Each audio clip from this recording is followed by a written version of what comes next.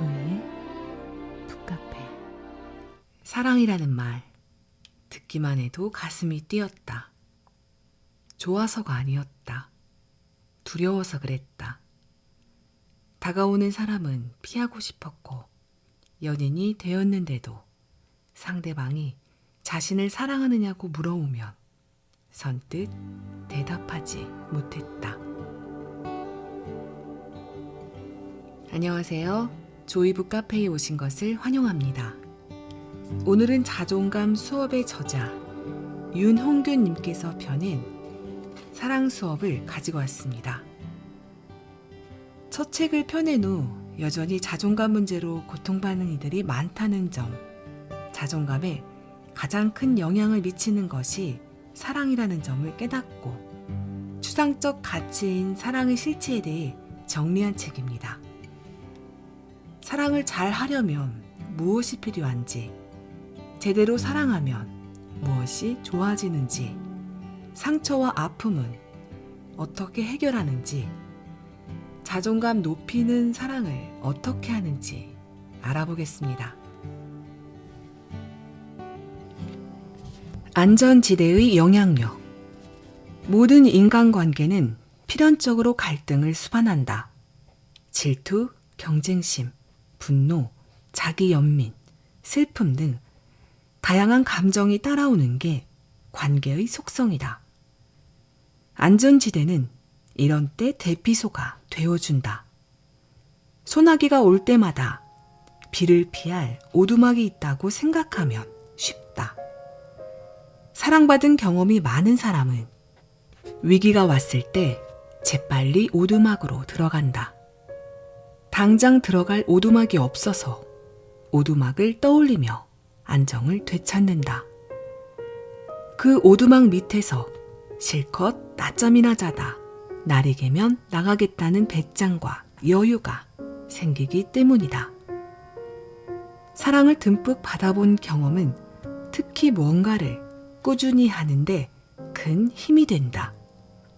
장기간에 걸친 시험 준비, 건강을 회복하기 위한 운동, 장기 연애 등 오래 하면서 생기는 문제나 두려움, 실망감도 여유롭게 넘기도록 돕는다. 든든한 뒷심이 되어준다. 그렇다고 안전지대가 반드시 이상적인 경험인 건 아니다.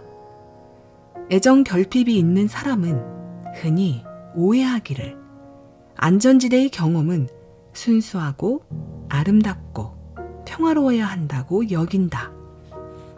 그렇지 않다. 이해를 돕기 위해 비유해 보자면 여행을 가서 우리는 기분 좋은 휴식과 맛있는 먹을거리도 경험하지만 때로는 길을 잃거나 다치거나 도둑을 맞기도 한다.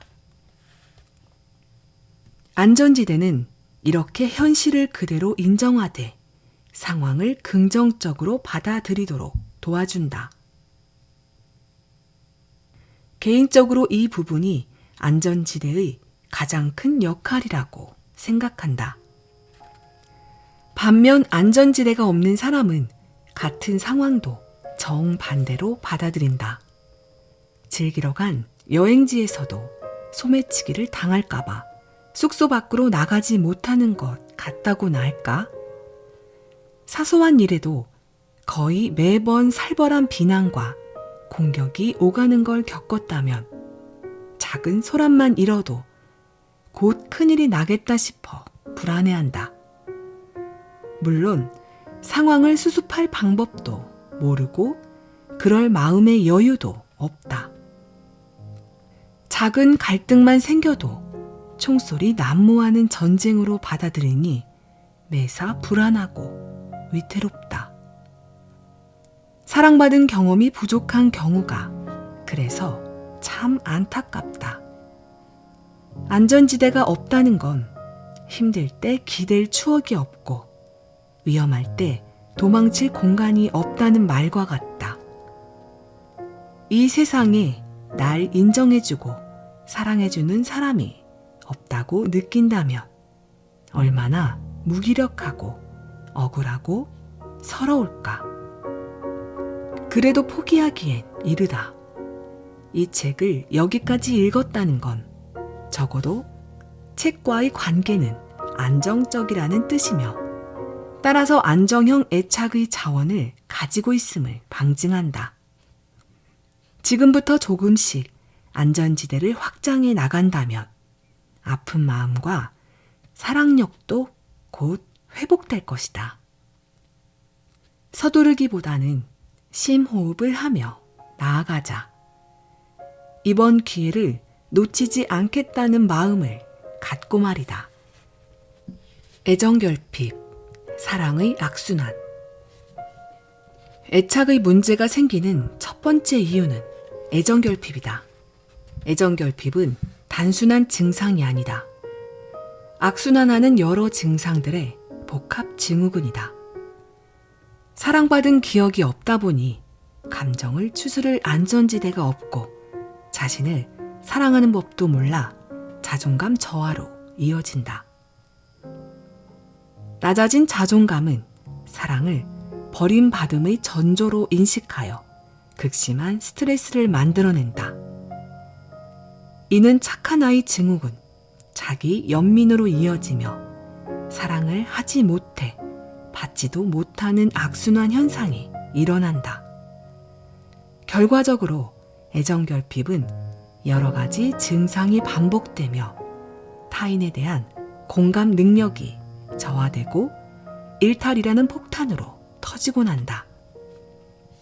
애정결핍을 앓는 사람들은 이중으로 힘들다. 내부적으로는 악순환이 있고 외부적으로는 사랑을 주지 않았던 사람에 대한 서운함과 억울함도 상당하다.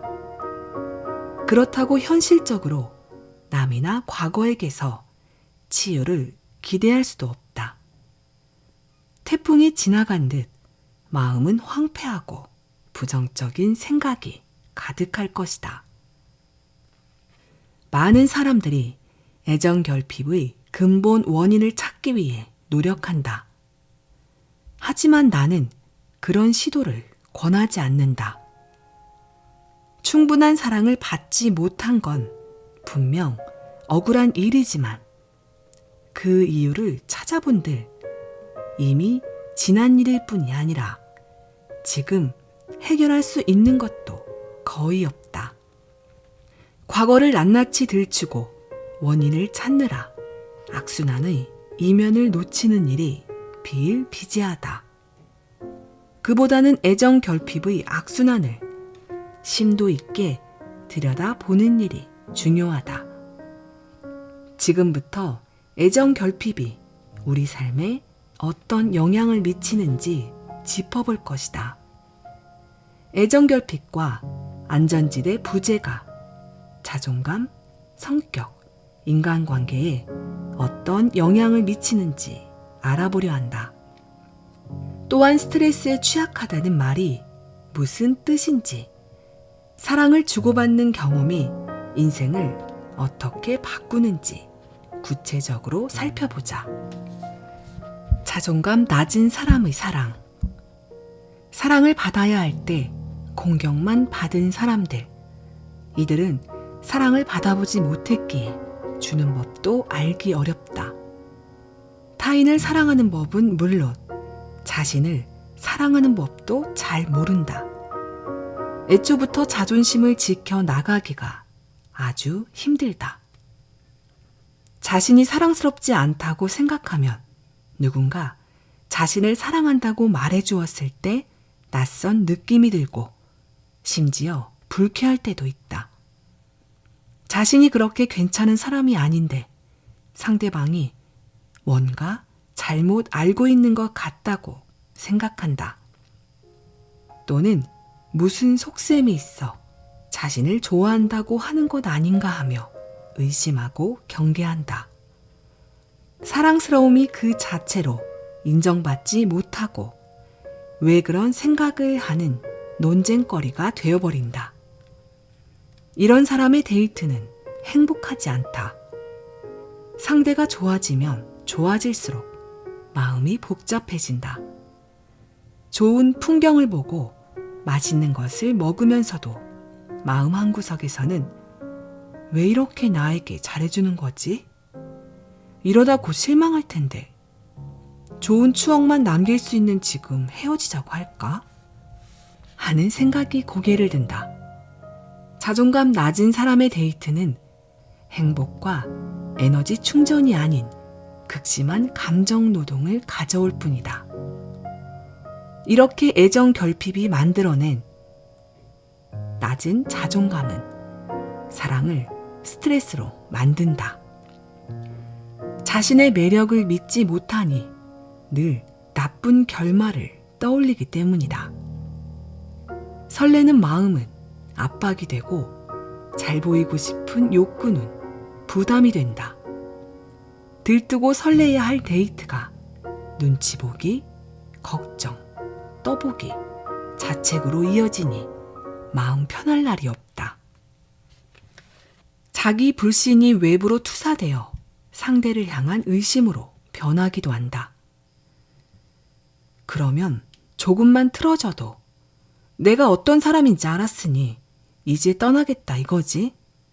라고 생각하고 태도가 조금만 달라져도 날 만만하게 즐길 대상 정도로 여긴 게 분명해 라는 의구심을 떨치지 못한다. 이런 의심이 심해지면 공격성으로 이어진다. 집착, 감시, 사생활 침해 등 폭력의 기저에는 낮은 자존감이 자리 잡은 경우가 많다. 그래서 자존감이 낮은 사람과 사귀는 건 무척 피곤하다. 티격태격 말다툼만 조금 해도 온갖 이유를 끌어들여 과장하고 확대하기 때문이다. 예컨대 상대가 약속 시간에 늦었다 치자. 짜증은 나지만 다음부터 늦지 말라고 하면 끝날 일이다. 하지만 자존감이 낮은 사람은 그 쉬운 해법에 관심이 없다. 날 무시하니까 늦은 것, 나오기 싫어서 늦은 것 등으로 확대해 본질 이면의 원인을 찾는 데 집중한다. 이러면 30분 짜증났다가 끝날 싸움이 긴 냉전으로 이어진다. 낮은 자존감은 이런 식으로 사랑을 방해한다. 자존감이 낮아진 데에는 애정 결핍이라는 이유가 있지만 그 결과로 자신이 얼마나 사랑스러운지 몰라서 사랑을 놓치고 피곤한 사람이 되어가는 걸 보면 참 안타깝다. 자신과 한 팀이 될 것. 지금 자존감이 낮은 상태로 사랑을 하고 있는 사람에게 나는 팀플레이 정신을 떠올리라고 조언하고 싶다. 사랑한다는 것은 일종의 팀이 된다는 뜻이다. 이때 우리 팀에는 나와 그 사람 외에 눈에 보이지 않는 또 다른 팀원이 있음을 알아야 한다. 무슨 말일까? 나는 한 명이 아니다. 세상엔 3명의 나가 있다. 바로 내가 생각하는 나, 남이 생각하는 나, 본연의 나다. 이 3명의 모습은 비슷할 수도 있지만 되게 다르다. 따라서 사랑하는 2 사람이 팀을 이루었으면 그 팀에는 6명이 있는 셈이다. 자존감이 낮은 것은 본연의 나보다 내가 생각하는 나가 열등하고 못난 경우다. 이렇게 내 안의 팀원들 간에 우열 관계가 생기면 외부의 누구를 만나든 좋은 팀을 이룰 수 없다. 내부에서 조화를 이루지 못하는 팀은 외부 자극에 취약해지고 작은 공격에도 동맹이 깨진다. 타인을 사랑하려면 최선을 다해 자신을 먼저 사랑해야 하는 이유가 여기에 있다. 자신을 사랑하기까지는 아직 시간이 좀 걸릴 것 같다면 일단 자신을 비하하는 것부터 멈추기를 바란다. 그리고 누군가 나를 좋게 평가해주면 그런 매력도 있다고 인정해주자. 밖에서 보는 나는 완전히 다를 수 있기 때문이다. 자신을 사랑하기 위해 우선 자신과 사이좋게 지내는 연습이라도 시작하는 게 좋다. 그래야 자존감이 올라가고 스트레스에도 쉽게 휘둘리지 않는다. 일찍 어른이 되어버린 사람. 애정결핍의 상처가 있고 그래서 자신을 잘 존중하지 못하는 사람들은 어떤 모습으로 살아갈까? 몇 년 전 푹 빠져서 본 드라마 나의 아저씨에서 그런 사람을 발견한 적이 있다. 어려서부터 할머니와 남동생을 혼자 돌봐야 했던 주인공 이지안. 상처 많은 아이들은 일찍 어른이 돼 라는 대사가 인상적이어서 오래 기억에 남았다. 아이유가 연기한 이지안은 드라마 초반에 도통 표정이 없다. 기쁨도 슬픔도 못 느끼는 로봇처럼 오로지 일만 한다. 낮에는 계약직으로 일하고 퇴근하면 식당 아르바이트를 하고 남은 음식을 집에 싸가서 대충 한 끼 때우고 잠이 든다. 그녀의 머릿속은 돈을 벌어야 한다는 생각뿐이다. 할머니 요양원 비용이 밀려 있는데 버는 족족 사채빚을 갚는데 들어가기 때문이다. 그녀의 몸과 마음엔 오로지 의무만 있다. 친구도 사랑도 꿈도 없이 철저히 홀로 살아간다. 딱히 좋아하는 것도 없고 손을 내미는 사람은 차갑게 거절한다. 이처럼 보살핌을 받아야 할 시기에 제대로 받지 못해 일찍 어른스러워지는 사람이 있다. 간혹 역경을 잘 이겨내고 진짜 어른으로 성장하는 사람도 있지만 욕구는 억누른 채 의무에만 충실한 착한 아이 증후군에 빠지는 사람도 많다.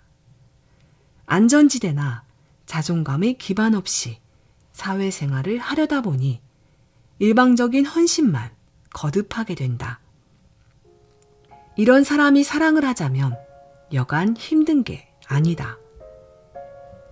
이들은 자신이 무엇을 좋아하고 원하는지 살피는 대신 돌봐야 할 대상이 무엇을 바라는지, 그걸 위해 자신이 무엇을 해야 하는지에 집중한다. 점점 자신의 욕구를 억압하는 것이 습관이 되고 타인의 욕구를 파악해 충족해 주려고 노력한다. 착한 아이 증후군을 가진 사람 중 앞의 드라마 주인공처럼 표정 없는 얼굴로 살며 돕기만 남은 사람도 있지만 대다수는 자기 검열과 근심 걱정이 심하다. 자기 행동이 타인에게 어떤 영향력을 행사하는지를 중시해서 생기는 현상이다. 예컨대 짜증이 나도 자신이 화를 낼 만한 상황인지, 화를 내면 상대방이 어떻게 받아들일지 등을 먼저 고려해 감정을 절제한다. 겉으로는 어른스럽고 배려가 깊어 보이지만 세상이 원하는 것에 맞추기에 급급해 정작 본인은 행복감을 느끼기 어렵다. 사랑의 기본은 상호작용. 착한 아이 증후군에 걸린 사람의 가장 큰 문제는 자신에게 솔직할 수 없다는 점이다. 자신의 관심보다 타인의 평가나 욕구가 더 중요하고 좋은 평판을 듣고 싶은 마음이 자기 존중을 압도한다. 그래서 자기 욕구는 아예 없는 셈 친다. 표현을 안 할 뿐 아니라 자신이 무엇을 좋아하고 싫어하는지 알려고 하지조차 않는다. 남이 하자는 대로 하거나 알아서 남이 좋아할 것 같은 선택을 한다. 이런 사람은 타인을 배려하는 습관이 있으니 사랑을 잘할 것 같지만 전혀 아니다. 사랑의 기본인 상호작용이 일어나지 않기 때문이다. 인간은 누구나 타인을 돕고 싶고 나쁜 평판을 두려워하는 사회적 욕구가 조금씩 있다. 하지만 그보다 더 큰 욕망이 있다. 바로 자신을 챙기고 자신이 원하는 대로 살고 싶은 욕망이다. 이런 이중적인 마음은 나쁜 것이 아니다. 양가 감정을 오가는 것이 상호작용이기 때문이다.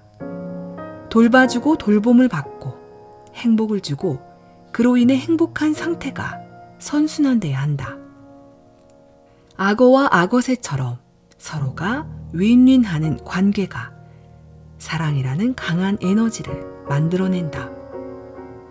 반면에 상호작용이 없는 관계에는 만들어지는 에너지는 너무 약하고 지속력도 짧다. 사랑도 마찬가지다. 상호작용이 없으면 남들은 참 좋은 사람이라고 하는데 정작 사귀는 사람은 마치 껍데기와 만나는 듯한 느낌을 받는다.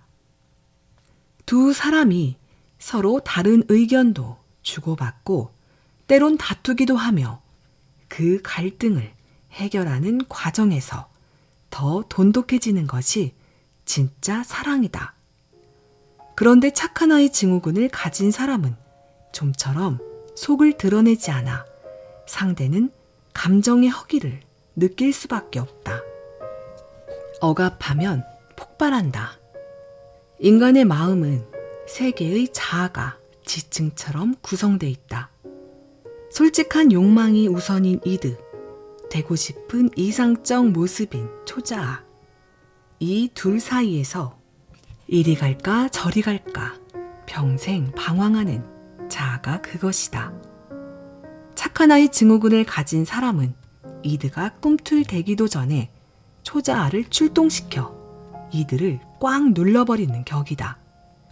그래서 착한 아이 증후군의 기저엔 늘 억압이 있다. 놀고 싶은 욕구를 억압하고 공부하기, 자기 주장을 억압하고 눈치 살피기, 자기 욕망을 억압하고 타인에게 양보하기가 착한 아이 증후군의 출발점이다. 그렇다면 착한 아이 증후군의 끝엔 무엇이 있을까? 결국 이드가 반란을 일으킨다. 소리를 지르든 물건을 던지든 몸에 병을 만들든 다양한 방식으로 저항한다. 심리학 용어로 행동화라고 부르는 미숙한 방어기제다. 착한 아이 증후군의 시작은 억압이고 그 끝은 폭발이다. 억압이 클수록 폭발도 잦고 크며 폭발하고 나면 크게 자책하며 다시 억압한다. 억압과 폭발의 무한 반복이다. 타인에게 폭발하지 않으면 자신을 향해 폭발하거나 그것도 못하면 몸속에서 화병이나 암 등 질병으로 폭발한다. 외부로 자주 폭발하는 사람은 심폐질환 발병률이 높고 자기 안에서 폭발하는 사람은 암 발병률이 높다. 그러니 매번 폭발하는 것도 해롭고 참았다가 한꺼번에 폭발하는 것도 해롭다. 이처럼 착한 아이의 사랑은 착하지 않은 결과를 초래한다. 내색을 전혀 하지 않다가 한 번에 터지기 때문이다. 평소에는 멀쩡해 보이다가 예기치 못한 곳에서 크게 폭발하는 사람을 매번 이해하거나 감당하기란 쉽지 않다. 세련된 배출, 말로 하기. 사랑하는 사람 앞에서 최대한 좋은 모습만 보이고 싶은 건 자연스러운 감정이다. 하지만 그렇다고 자신이 힘든 내색을 하면 상대가 떠나버릴 거라고 단정하고 억누르는 태도를 과연 진정한 사랑이라고 할 수 있을까? 착한 아이 증후군 기질이 있는 사람이라면 세련된 방식으로 욕구를 표현하고 배출하는 방식을 익혀야 한다. 사람 사이에서 생겨나는 감정과 불편을 상황과 상대에 맞게 적절하게 발산할 필요가 있다. 감정을 말로 표현하는 습관을 들이는 것이 가장 기본적인 방법이다. 유난히 힘든 날은 억지로 웃을 게 아니라 오늘은 기분이 영 별로라. 도저히 웃음이 안 나온다. 라고 말하자. 무엇이라도 좋으니 자신의 욕구를 말하는 연습부터 하자. 오늘은 좀 피곤하니 그 부탁은 다음에 들어줄게. 라고 말하고 그 정도 표현도 어렵다면 하루 3번 밥 먹는 시간에 아이 배고파. 맛있는 음식 먹고 싶어. 이건 진짜 내 입에 안 맞는다. 다신 먹지 말아야지. 라고 말해보자. 아무것도 아닌 것 같지만 자신이 원하는 것, 불편한 것을 세상 밖으로 꺼내는 첫걸음이 될 수 있다. 점차적으로 단계를 높여 자신의 바람을 세련되게 말하고 적절히 협상하는 방법까지 익혀보자. 감정과 욕망을 표현하는 것이 결과적으로 상대도 존중하는 길이다. 이상으로 낭독을 마치겠습니다. 끝까지 함께 해주신 여러분 감사합니다. 구독과 좋아요는 저에게 큰 힘이 됩니다.